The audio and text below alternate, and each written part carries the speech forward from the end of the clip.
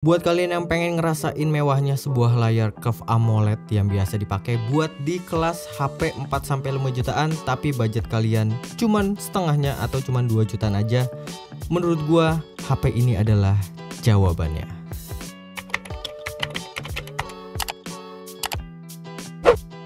Halo semuanya, balik lagi sama gua Tio Nugroho di channel Gadget Boy D. Oke, jadi yang akan gua bahas kali ini adalah HP itel S23 Plus. Di sini ada beberapa selling point-nya, ada AMOLED curve, kapasitas RAM dan memori internalnya, dan ada NFC-nya juga. Dan di bagian belakang juga ada selling point-nya yang lebih lengkapnya. Di sini kalian bisa pause aja videonya. Oke, jadi karena gua udah beli HP ini pas masa pre-order, jadi gua dapat beberapa bonus kayak tempered glass sama charger 18 watt. Dan gua dapat HP ini di harga flash sale yang murah banget, di angka 1,9 jutaan aja. Tapi buat kalian yang mau beli saat ini, harganya udah naik di angka 2,3 jutaan. Oke, jadi di dalam dusnya ini kerasa kayak HP gaming banget, soalnya warnanya ini hitam sama merah gitu. Dan di sini yang gue dapetin ada kabel casan Type A to Type C, terus ada earphone yang ujungnya ini pakai Type C, dapat SIM ejector juga, dan di kompartemen yang ini gue dapet case bening yang menurut gue ini bagus banget. Dan terakhir ada buku petunjuk penggunaan sama kartu garansinya. Jadi buat kalian yang masih ragu sama brand ini, tenang aja, di kartu garansinya ini ternyata cabang lokasi service centernya udah banyak banget. Oke, lanjut. Di sini ada bungkus handphonenya, ada keterangan selling point utama dari handphone ini, dan ya udah langsung aja. Ini adalah penampakan setelah gua buka bungkusnya. First impression gua pas pertama kali pegang handphone ini, asli HP ini bener-bener kerasa mewah banget. Layar AMOLED curve-nya itu bener-bener bikin kesan kalau ini bukan HP murahan. Gue yakin banget buat orang-orang yang nggak tahu brand ini pasti nyangka kalau ini adalah handphone mahal. Dan dia juga udah ada tempered glass bawaannya. BTW yang gue beli ini adalah yang warna elemental blue. Untuk material bodinya ini bahannya plastik sih ya, cuman kesan plastiknya itu nggak kerasa, sidik jari juga nggak nempel, dan itel berhasil bikin HP ini kelihatan mewah dan nggak murahan. Untuk bodi belakangnya ini juga ada lengkungannya, dan bobotnya ini kerasa enteng banget. Gua ngetes bobotnya ini cuman di 178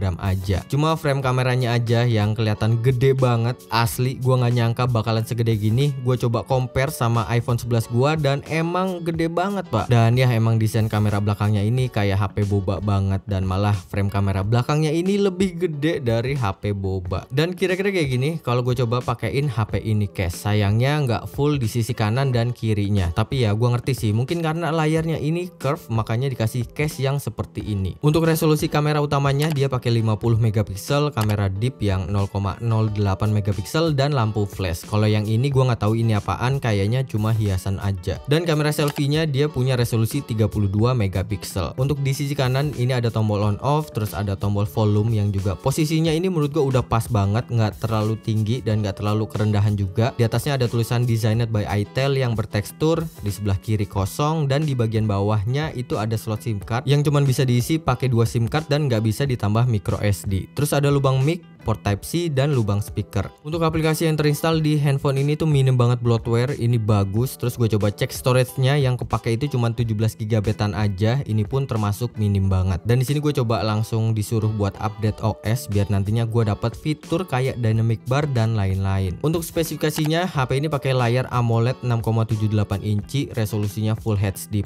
refresh rate-nya 60Hz, touch sampling rate-nya 240Hz, kecerahan layarnya 500 nits, perlindungan layar depannya ini juga udah didukung Gorilla Glass 5, dan dia juga ada fitur fingerprint di dalam layar. Kalau untuk performanya dia pakai Unisoc Tiger T616 12 nanometer, jadi untuk prosesornya ini bisa dibilang setara sama Snapdragon 678. Untuk RAM-nya 8 GB dan storage-nya 256 GB, dan RAM-nya juga ini masih bisa ditambah pakai fitur MEMS Fusion sampai 16 GB. Untuk baterainya pakai 5000 mAh dan support pengecasan sampai 18 watt. Terakhir OS-nya dia pakai Android 13 dan itel OS 13. Untuk fitur menarik dari handphone ini, dia juga punya yang namanya NFC, fingerprint under display, gyroscope yang udah pakai hardware, dan dia juga ada always on display. Tapi ya gitu deh, cuman bisa sampai 10 detik aja. Dan karena ini pertama kalinya gue nyobain itel OS 13, gue nemuin beberapa fitur tambahan yang menarik dari handphone ini. Namanya ini special function. Di sini ada MEMS Fusion yang bisa nambahin RAM, terus ada smart panel, bisa dibilang ini kayak shortcut buat beberapa aplikasi yang bisa kita atur sesuai kebutuhan kita. Ada special turbo yang isinya kayak gini.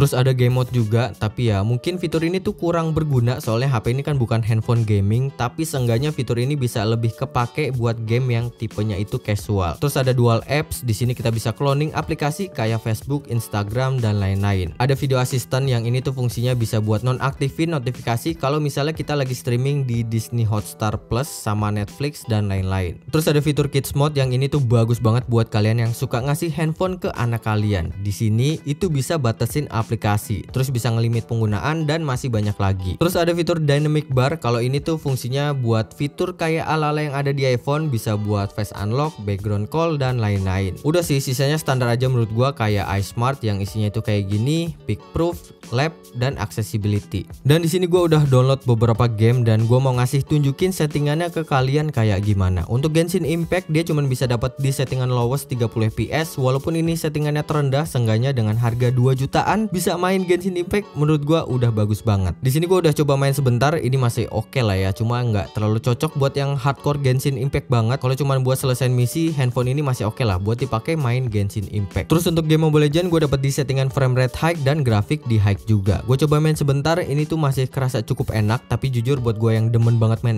ML, main pakai layar yang curve ditambah bezel yang tipis banget kayak gini, gue kurang suka. Terus untuk PUBG Mobile dia juga bisa di settingan smooth ultra dan HD high. Untuk sensor gyroscope-nya ini juga bisa diaktifin. First impression gue buat game ini entah kenapa rasanya nggak enak banget, kerasa patah-patah. Feeling gue sih mungkin ya karena di rumah gue itu sinyalnya lagi kurang bagus, tapi nanti gue bakal coba dan gue tes lagi di video reviewnya. Oke, lanjut. Untuk settingan kameranya itu kayak gini, ada short video yang bisa record maksimal di 1080p 30 fps, ada foto, beauty, portrait, super night dan mode more. Di dalam mode ini ada ultra HD, AR shot, pro, panorama dan time lapse. Dan untuk hasil foto dan videonya kira-kira kayak gini hasilnya.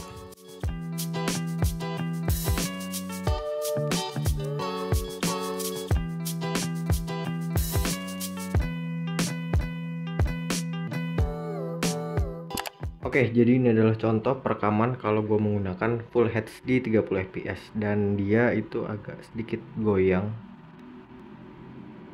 shaky banget. Dan ini kalau gue coba aktifin fitur Ultra Steady dan dia juga bisa mentok di 1080p 30 fps. Dia agak ke crop dari yang sebelumnya, tapi masih kerasa shaky. Nanti gue bakalan coba untuk dipakai jalan, tapi nanti bakalan gue taruh di video review aja. Dan ini adalah contoh perekaman kalau gue menggunakan kamera depannya. Dia juga bisa mentok di 1080p 30 fps. Untuk hasilnya, first impression gue sih oke sih ya buat HP di harga 2 jutaan. Dan dia juga punya fitur Ultra Steady untuk di kamera depannya. Cukup bagus ya buat HP di harga 2 jutaan. Ini jarang-jarang loh ada fitur Ultra Steady, apalagi di kamera depan juga. Di video reviewnya nanti gue bakalan coba jalan atau lari. Ya udah, segini dulu aja. Oh ya, sedikit tambahan, di sini gue nemuin iklan di aplikasi bawaannya yang namanya Palm Store, dan iklannya ini baru gue temuin di aplikasi ini aja. Terus gue nemu ini fitur yang menurut gue cukup oke banget di kelasnya. Jadi dia ada flash di samping kamera depannya. Menurut gue ini bakalan berguna banget kalau misalnya buat selfie atau video di kondisi yang minim cahaya. Oke, mungkin segitu aja yang bisa gue bahas dari handphone ini. Kalau kalian ada pertanyaan, kalian bisa tambahin di kolom komentar di bawah. Oke, segitu aja. Terima kasih banyak. Gue Tionur cabut. Sampai ketemu lagi di video selanjutnya. Itel S23 Plus kayak Samsung ya.